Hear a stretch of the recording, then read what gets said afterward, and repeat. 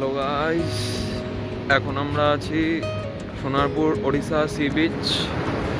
সানরাইজের সময় এখন বাজে 5:30। এখন কিছুটা ভিউ পেছনে এরকম, আকাশ লাল হয়ে আছে, কপাল খারাপ, মেঘের কারণে সূর্য দেখা যাচ্ছে না।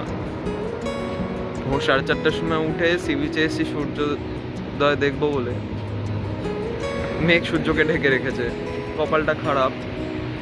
বাট তাও আকাশের ভিউ খুব সুন্দর। তোমাদের জন্য কিছুটা অ্যাড করে দিলাম ক্লিপ। আকাশ এখন কিছুটা এরকম।